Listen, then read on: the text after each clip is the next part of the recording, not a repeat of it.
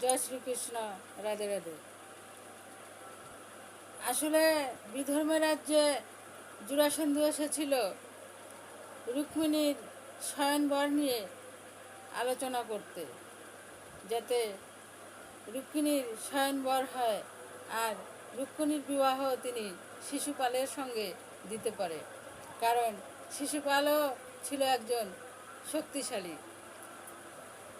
তাই এইভাবেই সেই বিধর্মী রাজ্যে রুক্মিণীর শয়নবর নিয়ে আলোচনা হচ্ছিল।